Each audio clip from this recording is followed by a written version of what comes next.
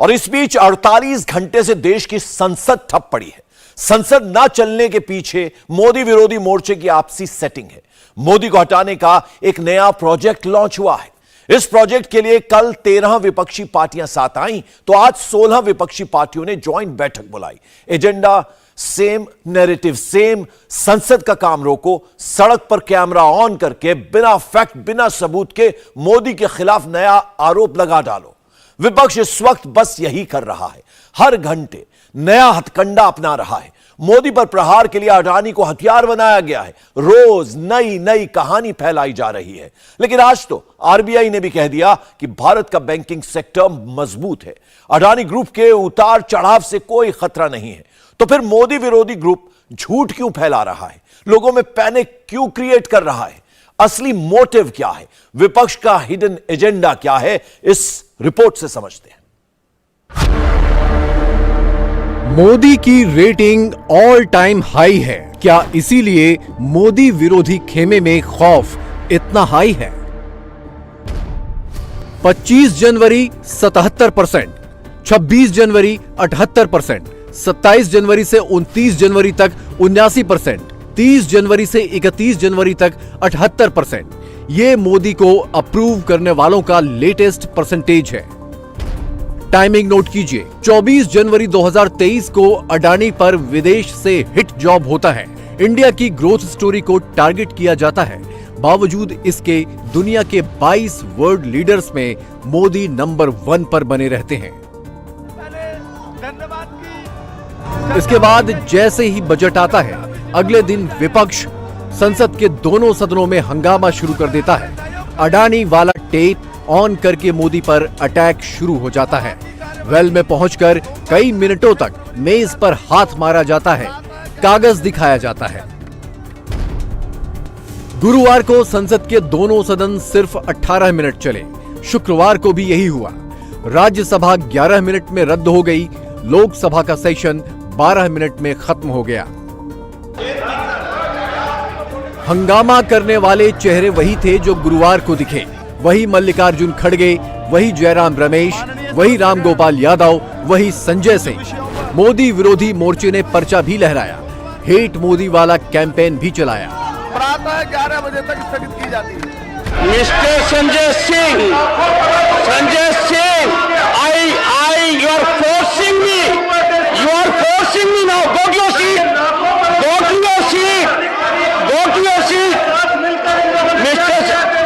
the house stands adjourned to meet at 1100 hours on Monday, 6 February 2023, with a caution note.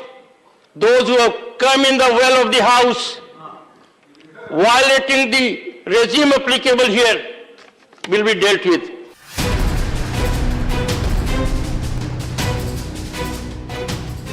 अड़तालीस घंटों से मोदी विरोधी मोर्चे का फोकस ही इस बात पर है कि किस तरह अडानी वाला टेक्स्ट फिट करके मोदी को सियासी तौर पर नुकसान पहुंचाया जाए। गुरुवार को 13 विपक्षी दल साथ दिखे, तो शुक्रवार को इसमें 3 और जुड़ गए।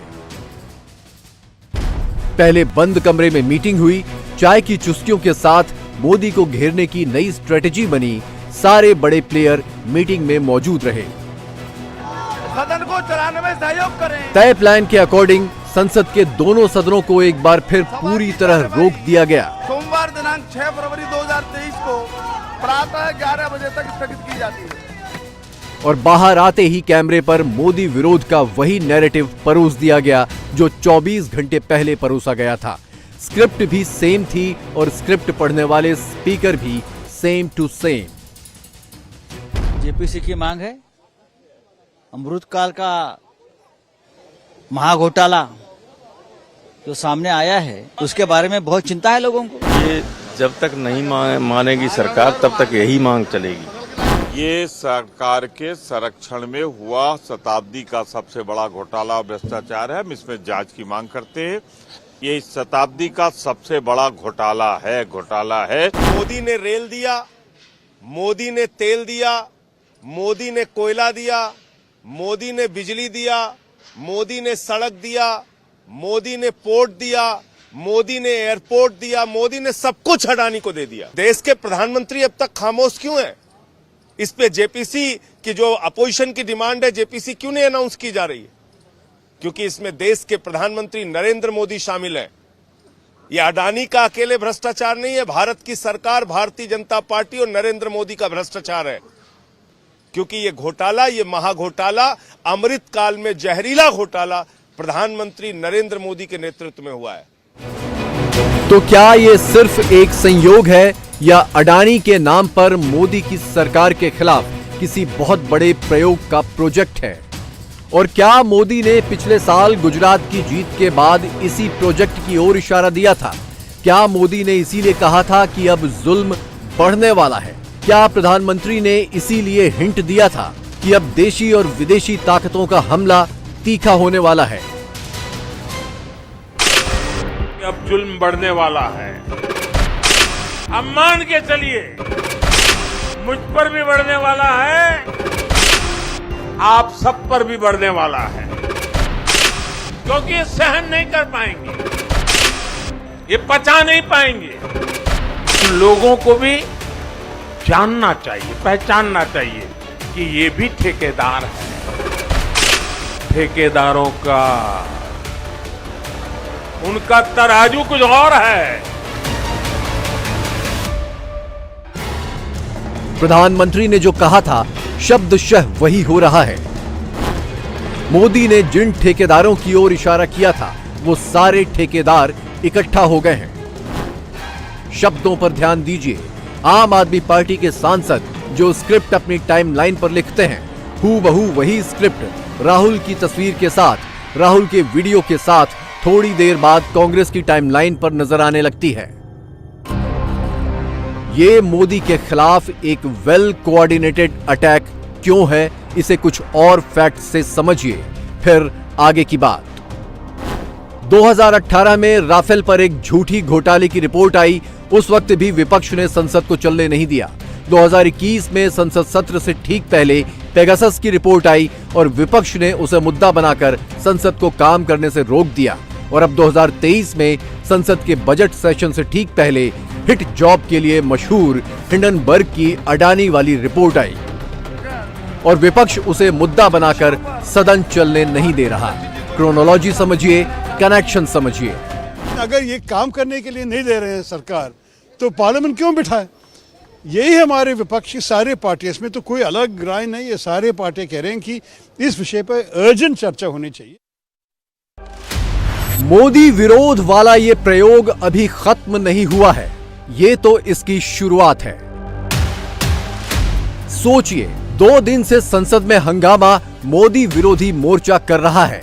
विपक्ष राष्ट्रपति के अभिभाषण पर चर्चा को तैयार नहीं है, लेकिन सोशल मीडिया पर ऐसा नैरेटिव परोसा जा रहा है कि मोदी सरकार चर्चा के लिए तैयार ही नहीं है, वो भी तब जब सरकार खुद ये कह चुकी है कि अडानी मामले से उसका कोई लेना देना नहीं है।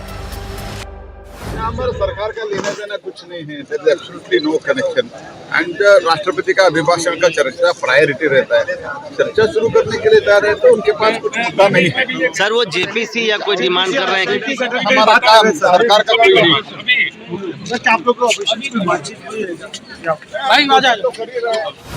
हर घंटे नए पोस्टर छप रहे हैं। मोदी पर निजी हमले के लिए कैची टेक्स्ट फिट किए जा रहे हैं।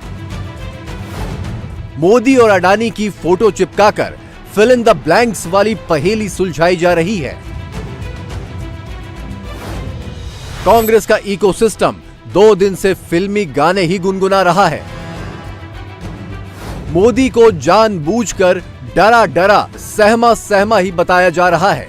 इससे तो यही लगता है कि विपक्ष के टारगेट पर अडानी नहीं, बल्कि अडानी के बहाने मोदी ही हैं।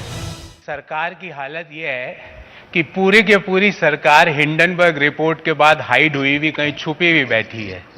और LIC हो, स्टेट बैंक ऑफ इंडिया हो, देश के और प्रतिष्ठित नेशनलाइज्ड बैंक हो, उनका पैसा दिन ब दिन कम होता जा रहा है। आज 24 जनवरी से लेके आज तक 75,000 करोड़ रुपया LIC का टूट गया। क्यों टूटा? कौन उसका जवाब देगा? ये बजट समर्पित था एक उस व्यक्ति को जिसकी वेल्थ पिछले 1-2 सप्ताह में काफी कम हुई है, उसको वापस उसी जगह पहुंचाने के लिए यह बजट समर्पित था। यह बजट ऐसा बजट आया और ऐसे समय पे बजट आया है कि देश की सबसे बड़ी बीमा कंपनी अपना बीमा कराने के लिए घूम रही है। LIC पूछ रही है मेरा इंश्योरेंस कहां से कराऊं। हम सब ने सुना होगा ना, अमृत कब निकला था? पहले विष निकला था ना सागर मंथन से, और विष के ऊपर पहली छाया किसकी पड़ गई थी? राहु की। कि जब से राहु काल कांग्रेस पे छाया हुआ है, तब से उनके लिए बड़ा मुश्किल है कि वो अमृत को देख सके। समस्या की बात यह है कि युवा हो या बुजुर्ग, ये इनके लिए समझ में नहीं आता है, क्योंकि 52 साल का युवा है, और तो वो युवा की कैटेगरी में है या बुजुर्ग की कैटेगरी में, वो समझना मुश्किल है। कौन सी एजेंसीज हैं जिन देशों को हमने खैरात बांटी अनाज की, वो हमसे ऊपर? जनाब, मैं कहना चाहता हूं, ये बहुत गिरी हुई मानसिकता के लोग थे जिन्होंने दिखाया कि अफगानिस्तान के तो हम बराबर हैं और पाकिस्तान हमसे ऊपर है, और उससे ज्यादा गिरी मानसिकता के वो हैं जो कोट कर करके छाती पीटते हैं कि देखो देखो हम हंगर इंडेक्स में नीचे। सोचना चाहिए भाई, आप सब टीवी पे देख रहे हैं क्या हाल है, और वो देश हमसे ऊपर है। ये क्रेडिबिलिटी की बात है। विदेश में कोई चीज छपेगी तो उसको लेकर किसी भी प्रकार से प्रचार करने में जुट जाते हैं। वित्त सचिव कह रहे हैं अडानी समूह में LIC और SBI का बहुत कम पैसा लगा है। उसके कुल लोन में से 1% भी कम पैसा अडानी ग्रुप ने लिया है, इसलिए चिंता की कोई वजह नहीं है। सूत्रों के मुताबिक LIC ने अडानी ग्रुप में अपनी कोई हिस्सेदारी नहीं बेची है। LIC ने बताया है कि उसने शेयर बाजार में जितना पैसा लगाया, उसमें से सिर्फ 8% ही अडानी ग्रुप की कंपनियों में लगा है। LIC ने अडानी ग्रुप की तमाम कंपनियों में पैसा लगाया है। सबसे ज्यादा 10% निवेश अडानी पोर्ट्स में है। इसके अलावा बाकी कंपनियों में बहुत थोड़ा पैसा लगा है। LIC ने यह भी बताया कि बाजार में उसका जितना भी पैसा लगा है, उसका 1% से भी कम हिस्सा अडानी ग्रुप में लगा है। ये सारे फैक्ट पब्लिक डोमेन में हैं, लेकिन मोदी विरोध की स्क्रिप्ट लेकर बैठा मोर्चा तथ्यों पर बात नहीं करना चाहता। एक विदेशी हिट जॉब वाली रिपोर्ट को हथियार बनाकर डायरेक्ट मोदी पर अटैक करना चाहता है। संसद चलने ही नहीं देना चाहता। सरकार बार बार हर बार कहती है और इस बार भी कह रही है, आप चर्चा चाहते हैं, चर्चा करेंगे, लेकिन ऑर्डर में तो रहे हाउस। और कांग्रेस, क्या विपक्ष नहीं चाहता कि डेकोरम के साथ बातचीत हो सके पार्लियामेंट के अंदर? देखिए, पूरी दुनिया एक विषय को लेकर बातचीत कर रही है और सरकार हमको नियम सुना रही है। जो आम नागरिक जो सोचते हैं कि अडानी जी मोदी सरकार के बहुत करीब है, तो अडानी के शेयर्स मैं भी लेता हूं, उन लोगों ने जो खरीदा उनका जो आज नुकसान हुआ, उस पर हम सरकार की जवाबदेही चाहते हैं। तो इसमें सरकार को आपत्ति क्यों है? इस पे सरकार चुप क्यों बैठे हैं? अडानी जी के मित्र तो प्रधानमंत्री मोदी जी हैं, बहुत वर्षों से है, सभी जानते हैं, उन पर इतना विश्वास करते हैं कि देश का हवाई अड्डा, देश का पोर्ट सब उनको देते हैं। तो आज सरकार बोले तो सरकार चुप क्यों है? मैं आपको बताता हूं, सरकार कह रही है जवाब दिया जा चुका है, सुनने वाला सुने। तो जैसे उनका कहना है LIC में, LIC पर फाइनेंस सेक्रेटरी बोल चुके। फाइनेंस सेक्रेटरी ने कहा है LIC की का जो एक्सपोजर है अडानी पूरे ग्रुप के अंदर 1% से भी कम है, किसी निवेशक को चिंता करने की जरूरत नहीं है। SBI के चेयरमैन ने बयान दे दिया है कि किसी निवेशक को चिंता करने की जरूरत नहीं है, हमने कुछ कर्ज दिया हुआ है, लेकिन वो किसी भी चैलेंजिंग सिचुएशन में फिलहाल नहीं आया है। सर, हम जो जनता है, क्या वो फाइनेंस सेक्रेटरी को चुनती है? जो जनता जनार्दन है, क्या वो SBI चेयरमैन को चुनती है? क्या जब ये सरकार जब ये चुनाव लड़ती है, क्या बोलती है कि आप हमें वोट दीजिए, हम बाद में SBI चेयरमैन से बात निकालवाएंगे, आप हमें वोट दीजिए, हम फाइनेंस सेक्रेटरी से वोट दिलवाएंगे? पार्लियामेंट चल रहा है, वित्तीय चर्चा चल रही है, बजट पे चर्चा चल रही है, क्यों आज प्रधानमंत्री मोदी जी चुप है? क्यों आज वित्त मंत्री चुप है? मुझे लगता है कि जब भी ये सरकार बैकफुट पे होती है तो ये शांत हो जाती है, चुप हो जाती है और दूसरों से बुलवाने लग जाती है। यह आपका आरोप है कि ये मोदी जी के करीबी हैं या सरकार ने एक पर्टिकुलर बिजनेसमैन को फेवर कर रखा है, ये आपका आरोप है, ठीक है, वो कहते हैं विपक्ष का आरोप है, वो लगाए आरोप। लेकिन क्या सरकार एक प्राइवेट एंटिटी के ऊपर बयान देगी? यह भी कहा गया है, मैं फिर फाइनेंस सेक्रेटरी की इंटरव्यू की बात कर रहा हूं, उन्होंने कहा कि एक प्राइवेट कंपनी जिसमें ठीक है लोगों का निवेश है, उसको नुकसान हो रहा है, उसको फायदा हो रहा है, वो जाने, मार्केट उसको अपने आप डील करेगा, इसमें सरकार का क्या लेना देना? देखिए, हमें भी किसी निजी कंपनी के उतार और चढ़ाव से हमको भी कुछ हमारा भी कोई वाकिफ नहीं है या हमारा भी कोई मसला नहीं है। मसला यह है कि एसबीआई और एलआईसी अडानी ग्रुप के एफपीओ में उन्होंने भाग लिया, जबकि पूरे ऐसा एक अर्थव्यवस्था का ऐसा माहौल था कि बहुत प्रश्न उठ रहे थे। तो एसबीआई और एलआईसी पर किसने दबाव बनाया? ये आपका इल्जाम है कि जानबूझकर प्रेशराइज करके इन्वेस्ट करा। हमारा ये आरोप है और इसलिए हम जेपीसी हम मांग करते हैं ताकि हम हमारे पास भी आए।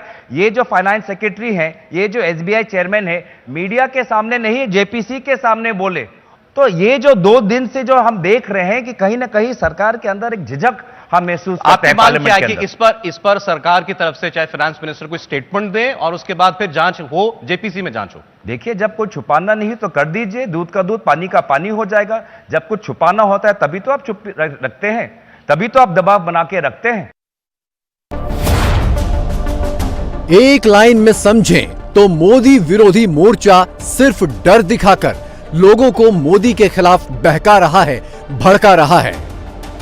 फिच रेटिंग एजेंसी कह रही है कि शॉर्ट सेलर हिंडनबर्ग की रिपोर्ट का अडानी समूह की कंपनियों की रेटिंग और उनकी सिक्योरिटीज पर फिलहाल कोई असर नहीं पड़ने वाला। जबकि दूसरी तरफ विपक्ष ये फैला रहा है कि एलआईसी में लोगों का पैसा खतरे में है। एसबीआई ने अडानी को बहुत बड़ा अमाउंट लोन के तौर पर दे रखा है। ये तक फैलाया जा रहा है कि एसबीआई में लोगों की सेविंग्स भी खतरे में है, जबकि वास्तविकता इसके बिल्कुल उलट है। एसबीआई का नेट प्रॉफिट 14,205 करोड़ रुपए हो चुका है। अडानी समूह को हुए नुकसान के बावजूद एलआईसी इस वक्त प्रॉफिट में है। अब आप सोचेंगे कि फॉल्स नैरेटिव बनाकर, झूठा प्रोपेगेंडा पीस निकालकर विरोधी कौन सा टारगेट अचीव करना चाहते हैं? जवाब सुन लीजिए। मोदी विरोधियों का प्लान सिंपल है। लोग पैनिक में आए और बैंक से अपनी सेविंग्स निकाल लें। लोग एलआईसी प्रीमियम देना बंद कर दें। पैनिक में आकर लोग एलआईसी और एसबीआई के शेयर बेचने लगे। अब आप खुद सोचिए, अगर ऐसा हुआ तो नुकसान किसका होगा? नुकसान देश का होगा, नुकसान देश के लोगों का होगा। 2 दिन से संसद के भीतर और संसद के बाहर जो माहौल बनाया गया है, जो नैरेटिव सेट किया गया है, वो इसी स्ट्रेटजी का हिस्सा है, जिसका मकसद ही एक है, बार बार मित्र वाला टेक्स्ट फिट करके मोदी के खिलाफ लोगों को भड़काओ और उसी मित्र को हथियार बनाकर 24 में मोदी को हराओ। ब्रॉड आलोचना इस बजट की कर रही है और विपक्ष कर रहा है, खासकर कांग्रेस पार्टी, वो ये कि ये बजट और आपकी सरकार, ये सेठों का बजट है, सेठों की सरकार है, गरीब लाचार है।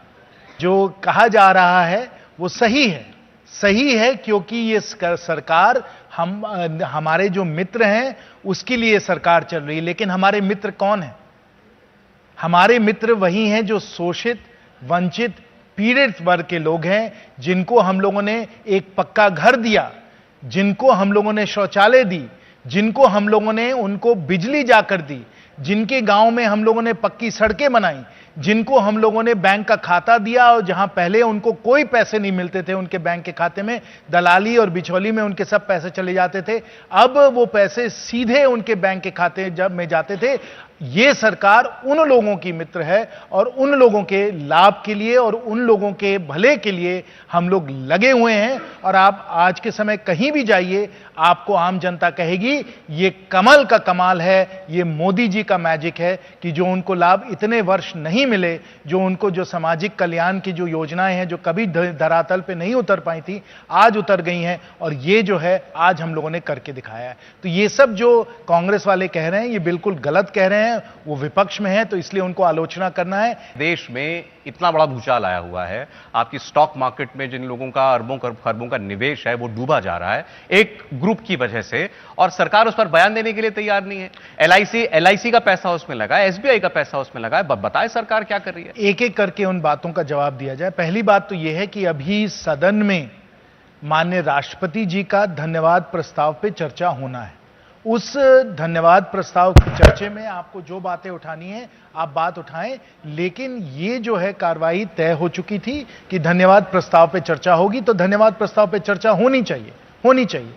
और जहां तक आप कह रहे हैं कि जो भी कुछ शेयर बाजार में हुआ है उस पर बयान दिया जाए, उस पर जो है बयान दिया गया है। आज ही माननीय वित्त मंत्री जी ने कहा है कि कोई हम लोगों के फाइनेंशियल सिस्टम में जो हम लोगों की वित्तीय जो प्रणाली है इसमें कोई सिस्टेमिक रिस्क नहीं है। सिन्हा जी, उनका आरोप यह है, जैसे आप एक इतनी इंपॉर्टेंट स्टैंडिंग कमेटी के चेयरमैन हैं, वो कह रहे हैं कि हमें रेगुलेटर पर भरोसा नहीं है, सेबी तो कुछ ना कुछ बोल रही है ना कुछ करेगी, हमें जेपीसी की जांच चाहिए, पार्लियामेंट में इसकी जांच होनी चाहिए कमेटी में। देखिए, हर चीज की कुछ मर्यादाएं होती हैं और आपके रेगुलेटर बने हुए हैं इन सब विषयों को देखने के लिए, इन सब विषयों पे अध्ययन करने के लिए, तो उनका अपना काम करने दीजिए। आप सब रेगुलेटर को बाईपास करके हर चीज को हड़पना चाहते हैं क्योंकि आप एक राजनीतिक, आपका एक मकसद है, आप राजनीतिक अपनी रोटी सेकना चाहते हैं, तो सरकार तो ऐसे चल नहीं सकती है ना। हर चीज की एक प्रक्रिया बनी हुई है, उस प्रक्रिया के अधीन ही हम लोगों को करना है। इस सबको दरकिनार करके सिर्फ आपका जो एजेंडा है वही चलेगा, ऐसे तो लोकतंत्र में हो नहीं सकता। ये कह सकते हैं, आपके पास